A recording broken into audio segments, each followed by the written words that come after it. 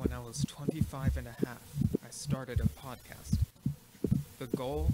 To review some of the newest and the latest movies, along with some other stuff. With the help of my guests, I was able to do this, but there were dark forces tampering with my podcast, and with me. They called it an improvised podcast for some reason. I eventually found help in the form of myself. Yes, the me from a universe where the movies I reviewed got delayed. Apparently, my podcast made it to his universe. I know now that it is my duty, for the good of that universe, nay, the multiverse, to keep recapping and reviewing these movies, to hold listeners over until they could eventually see the movies as they were made in their world. For some reason, they come out differently in my world, but it's kind of entertaining that way. My name is Steven Schinder, and this is Delayed Replay.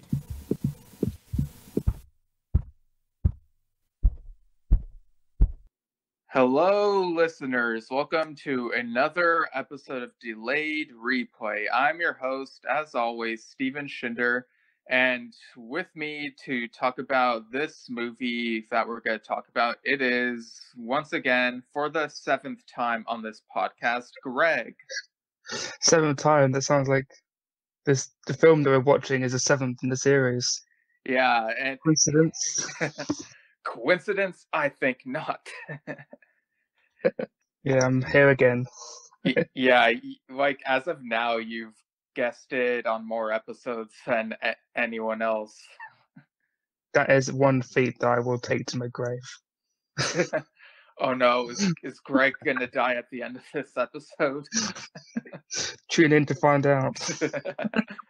Yeah, so we're talking about the new Paranormal Activity movie that came out a few weeks ago, as of when we're recording this, although in that other universe, it's been delayed and is coming out on like Paramount Plus next year, I think.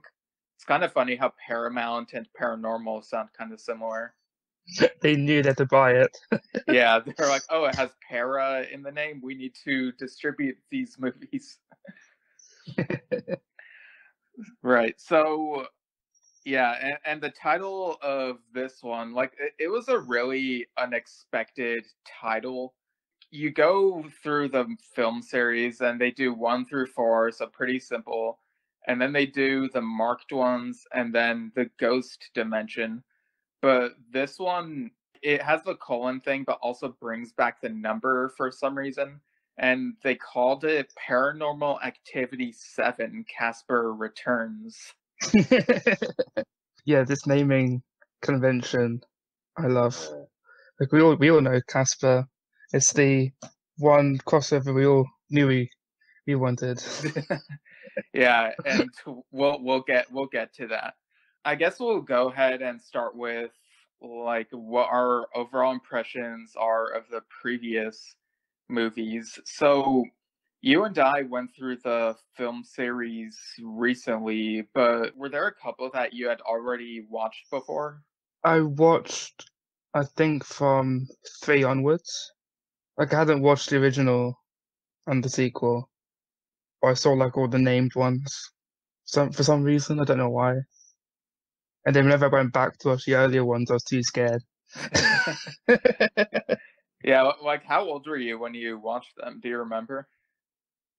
It was after I discovered Saw, so probably like 15 or something. Okay.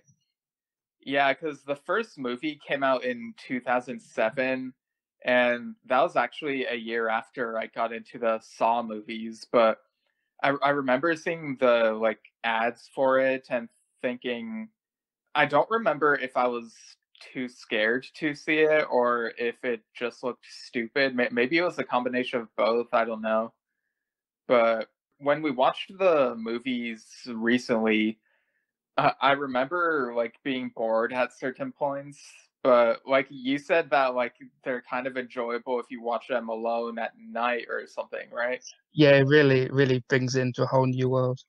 Yeah, that's kind of like an argument I made with a couple of David Lynch movies like Mulholland Drive and Inland Empire, and it, Yeah, like I know you didn't enjoy Inland Empire that much, and I kind of wonder if it was because of like watching it like while talking with other people instead of being alone. But yeah, Yeah, that's probably what happened. it kind of begs this question of, is there a correct way to watch these films, or like is there, like, I don't know, it's this weird thing that I think about sometimes, but I don't know if you have like any opinions on like that thing just in general. Well, like I watched Pet Cemetery, the remake, in the cinema, and that scared the shit out of me. Like, there's one scene. Like, I'm not probably going to spoil it just because, but yeah, there's this one scene. Probably because I was in the cinema, and then most of the Saw movies, all the Saw movies I've seen at home, and not as scary. So if you're in like the cinema, it's all blacked out. There are people there with you, but like you're still experiencing it on your own. Yeah, I vaguely remember when I Saw 4 in the theater. I would have been about 13, I think. And I just remember like my heart rate was slightly higher than usual, just like watching the whole thing. Like it was just such a thrill ride and it was so cool. But yeah, it also reminds me of this argument. Well, it's not necessarily an argument, it's more of a rant that have you ever heard of Invader Zim? No. Okay, it's this animated Nickelodeon show from like 20 years ago. It's about an alien who goes to Earth and like wants to conquer it, but he's too stupid to like do it properly. And and like all sorts of like weird things happen that are like it's like surprising that they included this stuff in the kids show. Like there is an episode where he harvests organs from the other kids at the school so that he could insert the organs into himself and appear more human. Wow. Yeah. um but anyway, the creator of the show, Jhonen Vasquez, some years ago, he was at a convention. I think it was InvaderCon. This is on YouTube. I'll link it in the show notes. But he he was like talking to the audience and saying how like some people are watching the show wrong because they'll like watch an episode or listen to like a table reading of an episode, and during certain moments like some of the fans will be like, "Aw, like that's cute," sort of thing. And he's like, the show is like all about cruelty and sarcasm, and there's like nothing cute about that. And then he's like, and people say that, you know, you put art out into the world and then it's not yours anymore. Also wrong. And I just love that quote from him. It's just so good. That's probably got nothing on David Lynch's quote about watching movies on a phone. Oh yeah, his rant about like, you have never in your life experienced a movie if you've watched it on your phone. It's so good. I think it was on your fucking phone. Yeah.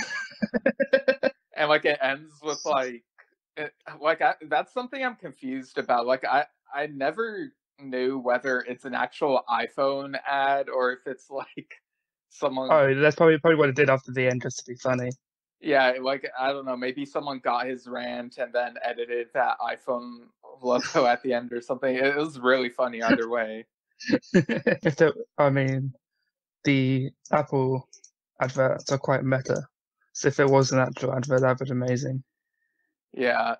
I've watched at least one episode of Twin Peaks on my phone. I think it was a season 2 finale when I was rewatching the series a while ago, but don't tell David Lynch that I did that.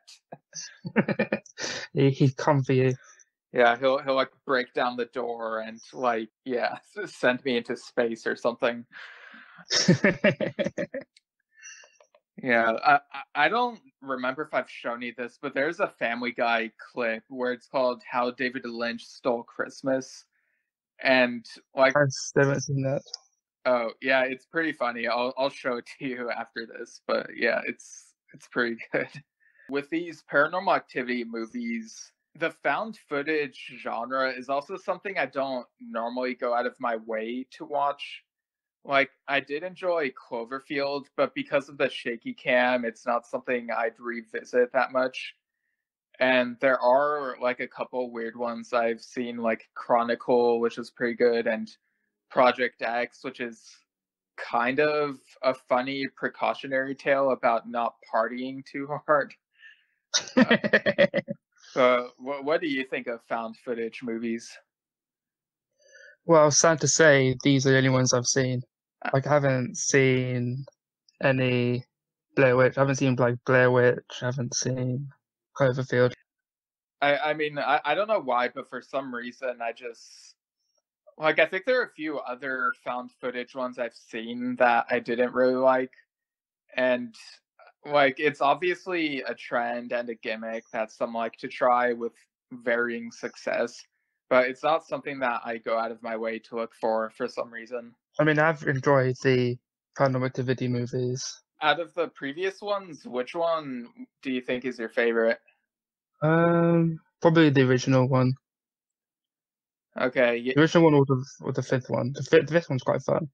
yeah, the fifth one, like I've told you this before, but I kind of felt at home watching the fifth one because it takes place in, I think it's like in Oxnard or something, and the main characters are Latino. Like, I think they're Mexican, and like I'm half Mexican, and I grew up in Chula Vista, and it's like the way some of the stuff that they say in the movie and how they act, like it reminds me of people I've known, like friends and family, while growing up in like San Diego area. So I thought it made that movie feel more real to me somehow. Like how I said that watching the Cornetto trilogy is like being at home because it's so British. I mean, I wouldn't say same things about James Bond because that's just weird. Yeah, how are you supposed to relate to a super OP spy type of You can dude? get into anyone's bed. Yeah.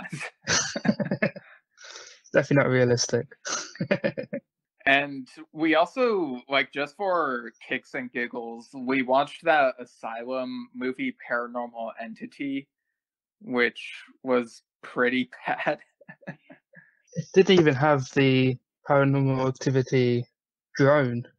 Like every Paranormal Activity movie, even the Japanese one that we also watched, Oh yeah, Paranormal Activity 2 Tokyo Night. or otherwise known as Tokyo Drift, Yeah. it had it had that low drone, which makes it so much scarier, I feel. And this was just not in it, so it clearly weren't trying hard enough, and it was pretty boring. And then it just went too hard, too fast, like at the end. Yeah, it goes from 0 to 11 at the end, and then it just ends. It's like there was no build up whatsoever. Yeah, well, like, to be fair, the actual Paranormal Activity movies do have kind of abrupt endings, but I don't know, there was something about Entity that was a bit more jarring. Yeah, because the other Paranormal Activity movies have some build up. Like you get the whole house shaking, or somebody gets violently attacked, something appears out of nowhere. It happens throughout, like probably halfway through to the end. And then obviously the last 10 minutes is just insanity. The general formula they go for. Yeah. Well, like the way that it gets like insane at the end and then just casual credits actually kind of reminds me of the way Breaking Bad episodes end. So yeah, it's kind of their style, I guess. Yeah, it stands them apart, I would guess. Like you're watching a Paranormal Activity movie. Right, like the low drone, like that's something I didn't even think about while watching Entity, but thinking back, it's like, yeah, that noise isn't really present in that mockbuster. And Yeah, like if you watch them back, you can hear that throughout basically any scene that nothing's happening in. yeah, and obviously there are a bunch of other movies with the name Paranormal in the title that some might be parodies, others might just they might be like unrelated and just use that title for I don't know, in case people enjoy the Paranormal Activity movies and they look at, oh, paranormal, maybe I might like this. Kind of like how Imagine is probably the reason the Exorcist name is in so many different horror movie titles. Yeah, I haven't seen those either. Oh, yeah, me neither. So the timeline of the Paranormal Activity movies is kind of weird. So we'll go through the previous ones real quick. So chronologically, the third one shows like the sisters. I think their names were Katie and Christy when they were when they were kids. That's like in 1988, and like we find out about like witchcraft stuff that like affects them somewhere along the line. And Paranormal Activity 2 is in 2006, just a couple months before the first movie. So like we see Katie and like so family and people she knows, and then the first one obviously features her and her husband, and like there's also the kid, it was Hunter, right? Yeah, Hunter's the kid that she steals, right? Yeah. Yeah, she kidnaps the other family's kid. I think it's her nephew, probably, because it's her sister's kid, Yeah. and she takes it away Yeah. and changes his name. Right. And then there's like a bit of a gap because the fourth movie takes place in 2011. I think that's the one that followed like the teenager characters, and then we find out the connection between we find out that one of the kids is Hunter, and we see Katie again. And then 2012 is the marked ones, which was the one with the Latino teen characters.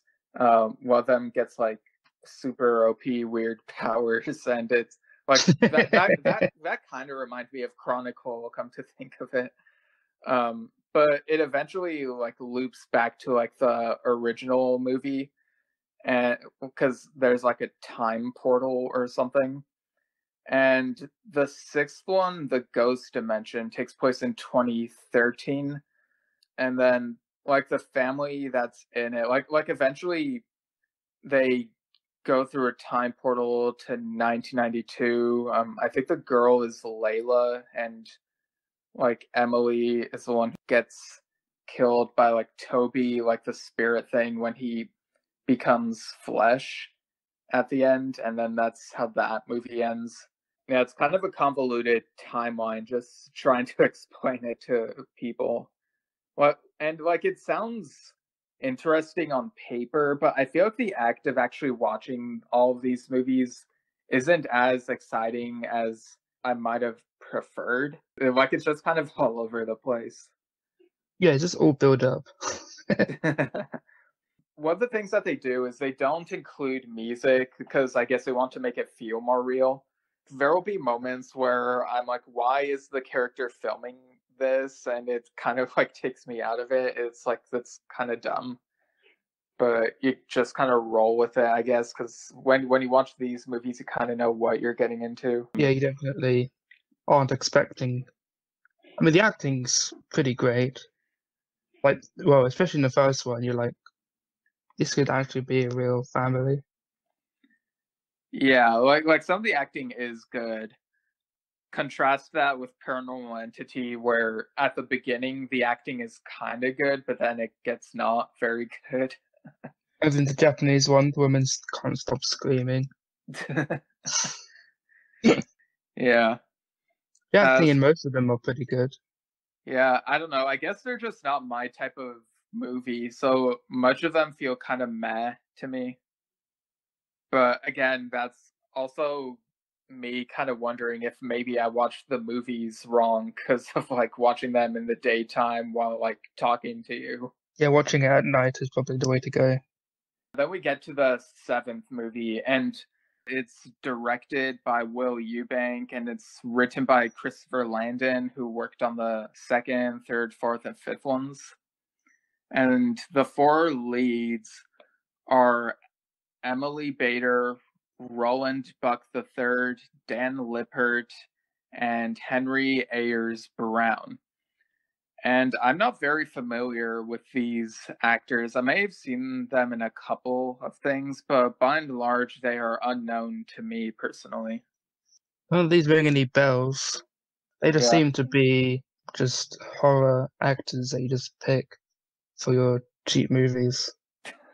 Yeah, like they tend to get actors who might not be as recognizable to audiences, I guess. Although Roland Buck III, apparently he has been in Better Call Saul, which is that Breaking Bad prequel, but I don't know if I've gotten to the episode he's in yet.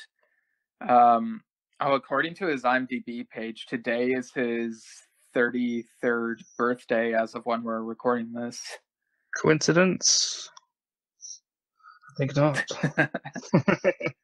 Yeah, like I didn't plan that. We were just like, okay, let's record tomorrow, and then yeah. The guy Dan Lippert. He was in this TV show called WWE, Camp WWE, and he plays the Big Show.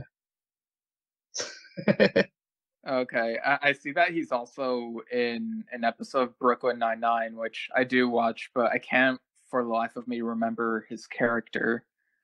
The Puzzle Master. Yeah, I can't really recall. Yeah, also Roland is from Chicago, or at least that's where he was born, and that's where this movie begins. So I guess they really wanted someone who might be in the area or whatever. I don't know how wide the casting call was. Probably not very far. In the other Paranormal Activity movies, I think they're all in California, but Chicago is a really big change when you think about it. It kind of, like when they said they were going to retool the story a bit, I didn't expect that they would do this change of location. And I think it kind of adds something to the atmosphere because Chicago is known to be a windy city. So you get more windiness in the like camera audio, which I feel is very hit and miss for me. Like sometimes it's like I can't hear what the characters are saying. Other times it's kind of spooky, I guess. Yeah, it just feels like they can't tone it out a bit, like David Cronenberg's earlier films, which is just pure wind. If you remember those. Yeah, I do not like those. It just feels unprofessional with the wind. Another thing they do differently here is that it begins with like the characters using their phones to like record things. Like it's not just like all four of these leads use their phones, so we get different perspectives, and it gets kind of dizzying because you move from one phone perspective to the next like super quickly, and it's like just pause on one angle for like a minute, like just make up your damn mind. Yeah, they also include social media far too often. Yeah, it's like I get that this movie begins in 2020, but like whenever social media is used super often in movies or shows, it feels like they're trying too hard to feel modern or hip and whatnot. And then it dates the movie so hard when you watch it back. Like, ew, using Snapchat? That's dead. Get on a new social media site.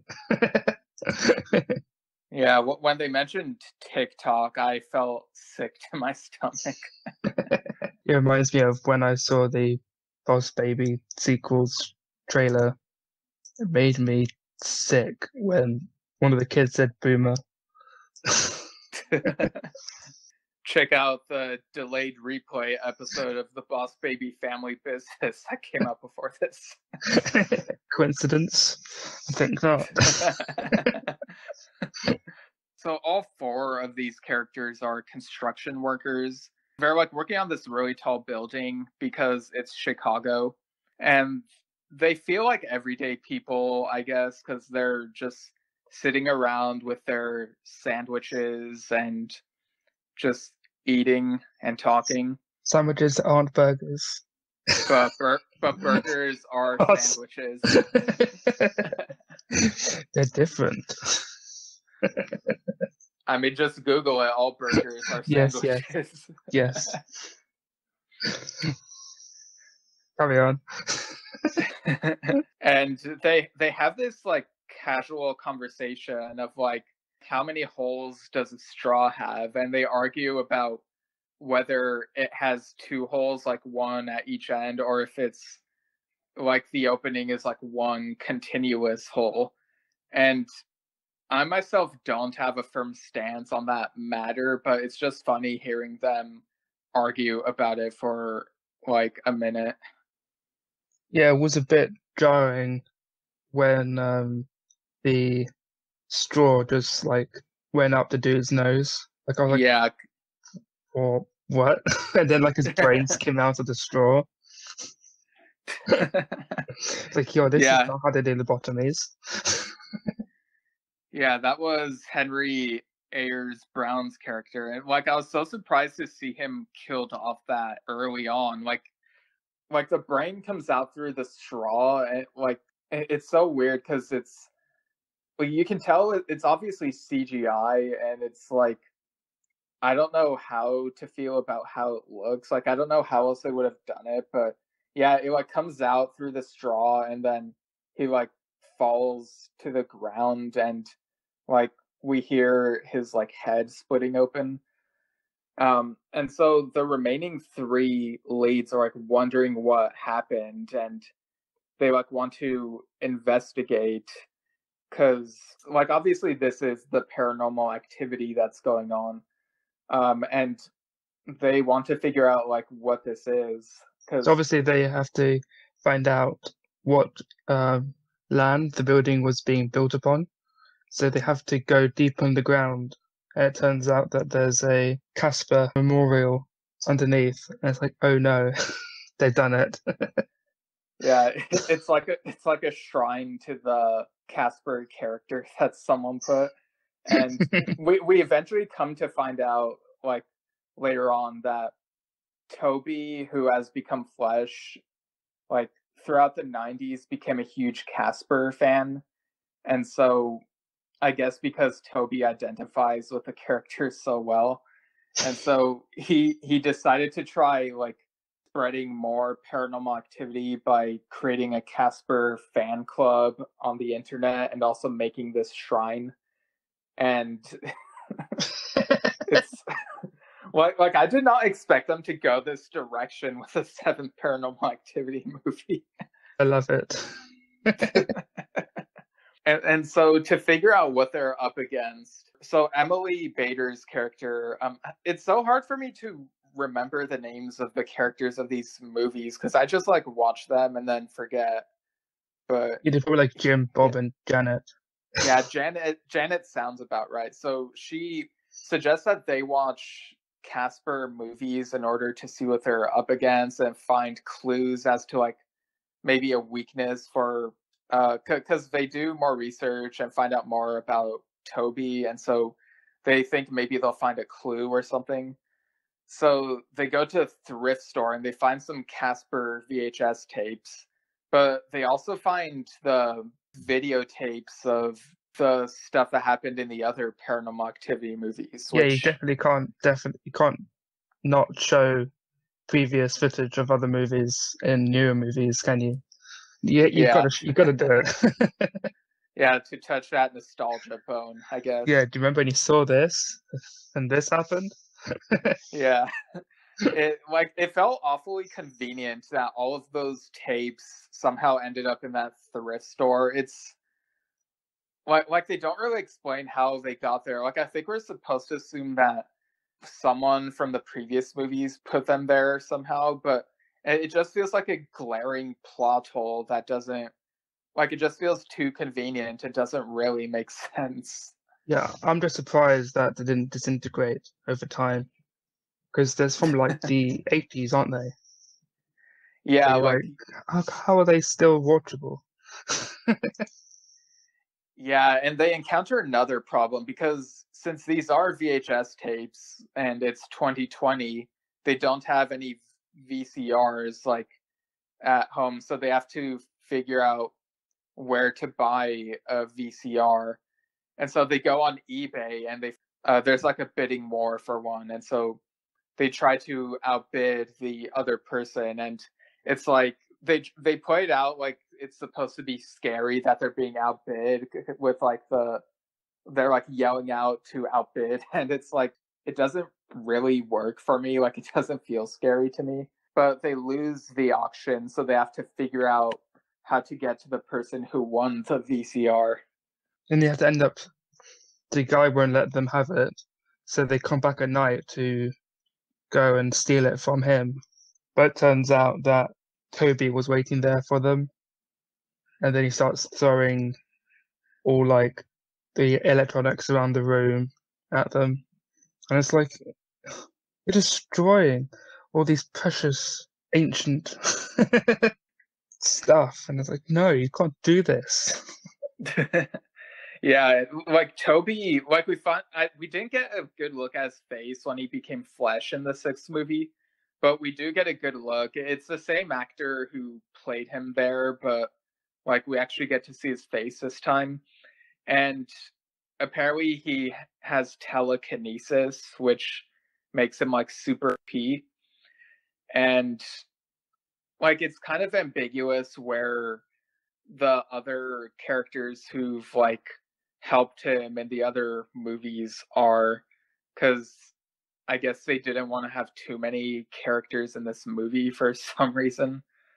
All the kids are grown up now, so they probably don't recognize them. Yeah, and so Toby also has a bit of a childlike mind, and he asks them if they want to play a game of Monopoly. And like they're hesitant because Monopoly is the game that goes on pretty much forever. Like I don't know if you've ever finished a game of Monopoly or if you've ever played it, but it takes Well, forever. if you're bad enough, they go pretty quickly. If you're bad enough. Yeah, and so they say that they don't want to play a game, but that's when he uses the Monopoly pieces and like throws them at them, and like one of them like swallows all the pieces and is like choking on it. So like one of the other characters like tries to do the Heimlich maneuver on them so they can like spit it out. But ends up doing it too hard and it breaks their ribs. Yeah. So another character dies. Yeah, that was Dan Lippard's character. So yeah, his ribs get broken, and then like Toby picks up his body and just like twists it and then rips it in half. They're like, and then decides to go bowling with it. Yeah, it just goes to show how strong Toby is at this point.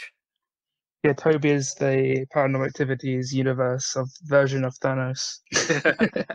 You don't want to mess with him. Yeah, but instead of purple, he's blue here, which I thought, like when they saw him in the footage earlier, I thought maybe that was just because in like the sixth movie, like he's like bluish green, and I thought it was just because of like the footage. But apparently here he's like literally bluish green, which I thought was a weird choice. It's like he fed into a vat of blue paint. It just never came off. Yeah, it's as if he joined the Blue Man group from Las Vegas.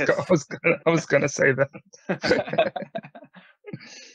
Yeah, so Roland, Buck, and Emily Bader's characters decide that this is too dangerous and they have to like retreat.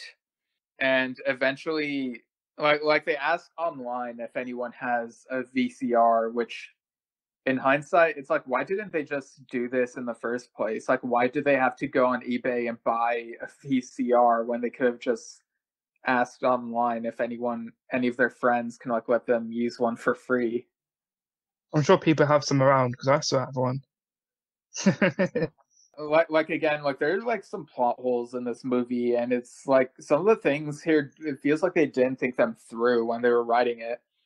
But they go to a mutual friend's house, so like, because they say they have a VCR in their garage, and so they get there and they set it up, and this is how they watch all the like previous paranormal footage together, as well as the Casper movies.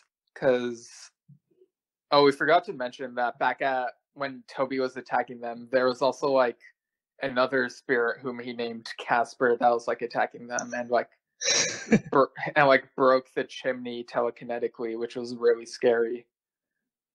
Yeah, and then the body fell out and he realized it's Christmas. And then the dad who pretended to be Santa was crushed under the rubble. Yeah, so Paranormal Activity 7 is a Christmas movie. Yeah, that family had to like run out of the house and look for safety. And a new dad.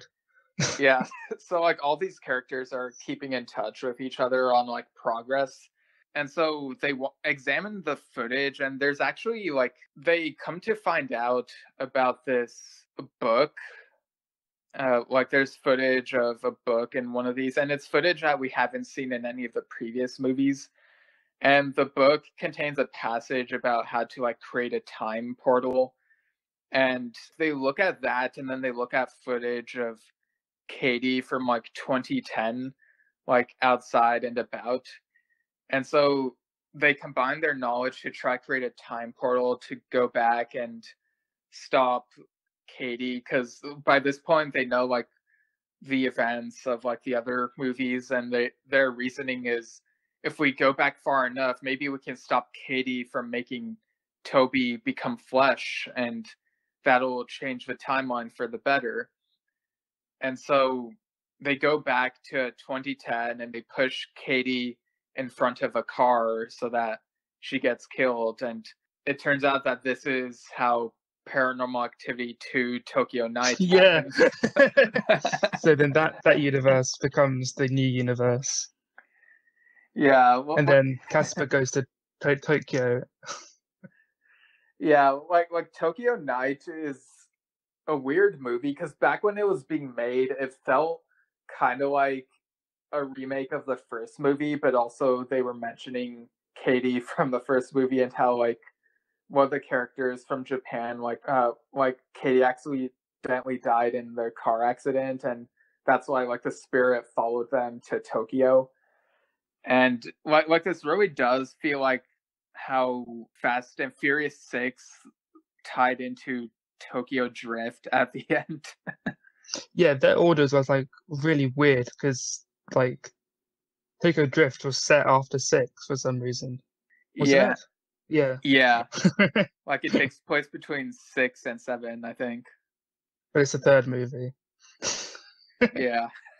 So Emily Bader and Roland Buck, the third's character, they get stuck in 2010 because they don't have like like they know how to create the time portal to go back in time, but not how to go forward. And so eventually they find out about the stuff that happened in Tokyo, and they're like, oh no, stuff is still happening. Like maybe not here in America, but over in Japan now. And it's like now they're not sure like what to do. And then at the end, are we at the end now? I mean, there are lots of parts of this movie where like nothing happens and it's like super boring. Like, yeah, I kind of forgot when the ending is. Yeah, like there's that moment where they go to the supermarket and then bags of chips attack them, and it's like that's pretty stupid. Or like sausage attack them at the 4th of July party.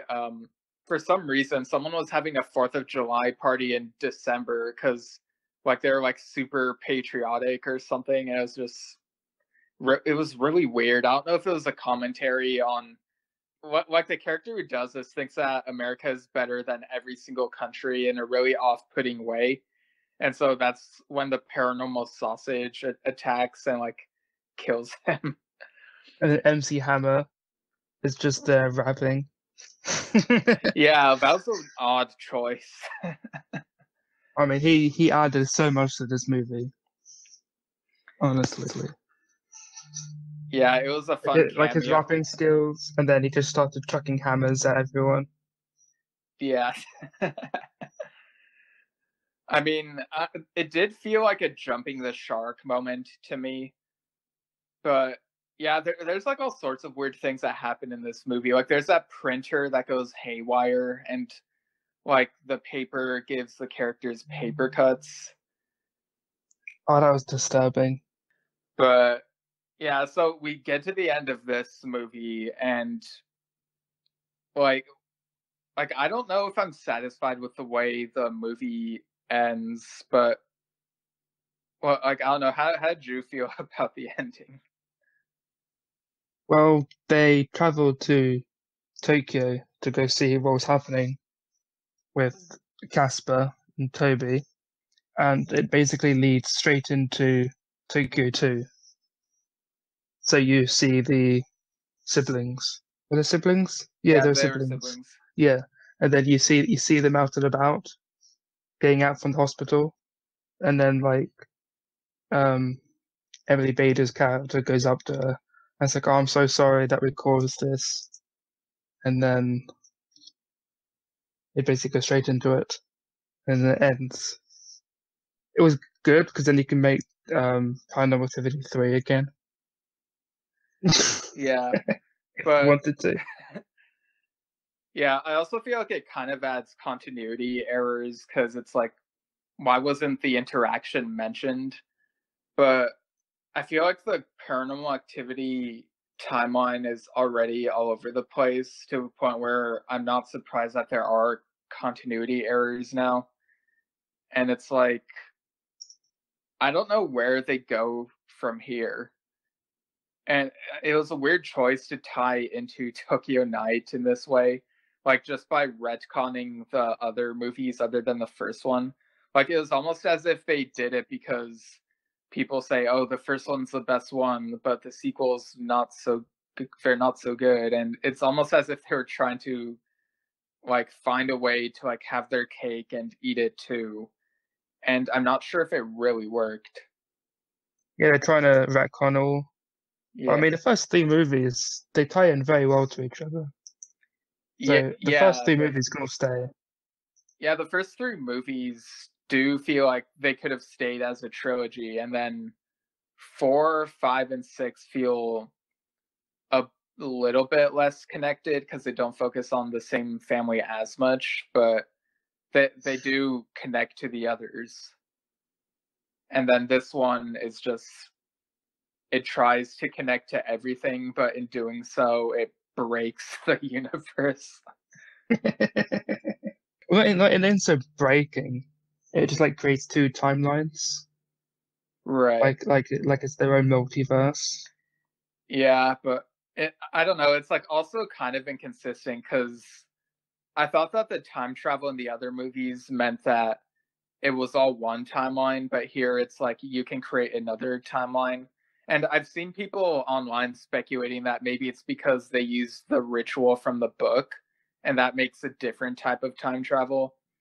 But it's just there are too many questions that are leave the head scratching that for my liking.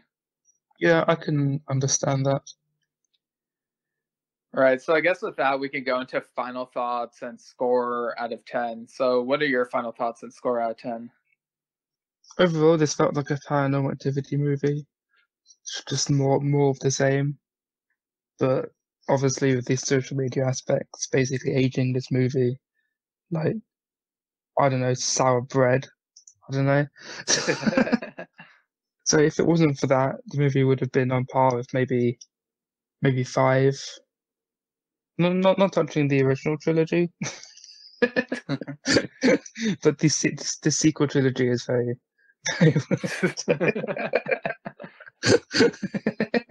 So I'll probably give this movie six out of 10 blue juice.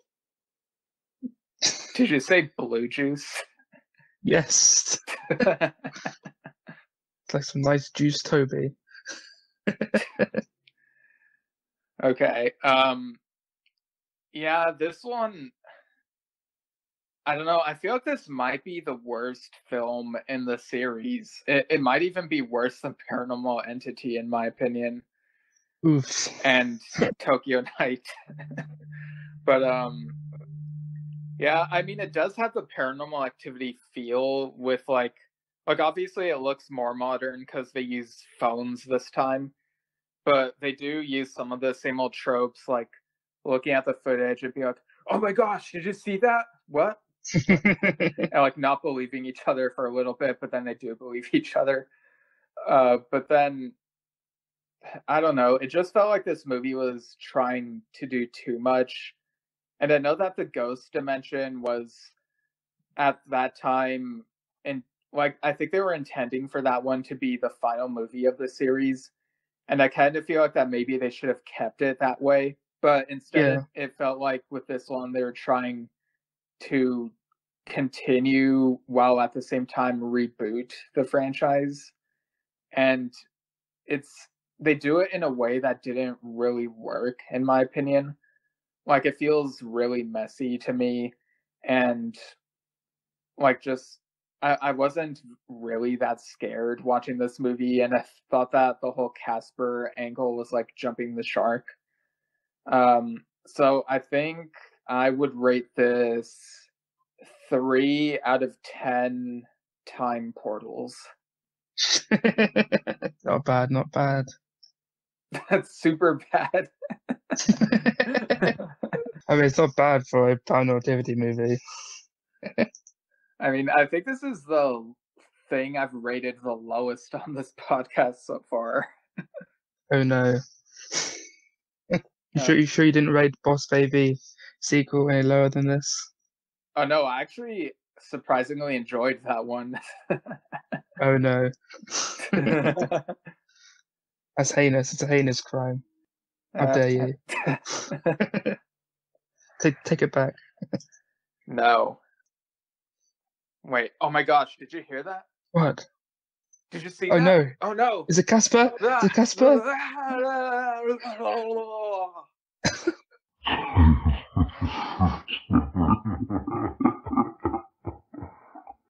I didn't die. Stephen died. Well, that's it. The podcast will never have another episode. This is the end. Stephen is now dead. Oh no, I'm here. Sorry, it's just technical difficulties. It's probably nothing. Oh no, if only it were true. But anyway, thanks for joining me on this episode, Greg. Where can people find the stuff you're involved with? Well, the Sci-Fi and Horror Society has a Facebook. You can just search Sussex Sci-Fi and Horror Society, and it'll be there. Stephen will also put down the Discord link for the Sci-Fi and Horror Society. Same thing for Star Wars Society. There is no Facebook because I can't be bothered still, but there'll be a Discord link as well down at the bottom. Now, where can we find you, Stephen? You can find me in the ghost dimension. No, I'm kidding. Never sees you again. You can follow me at Steven Schinder on Instagram and Twitter, Steven Schinder Storytelling on Facebook. You can go to stevenschinder.com, look at info about my fantasy horror comedy novel, Lemons and Like Rain, which is available on Amazon. You can find episodes of Star Trek Culture that I've been on over at the Culture Slate YouTube channel. And if you want to email Delayed Replay, you can go to delayedreplaypodcast@gmail.com. Let us know what you think about paranormal things or something. I don't know. Just email us because nobody does. And yeah, I think that's everything. So that'll do it. And next episode will be on the 10th Fast and Furious movie. So without further delay, have a good day.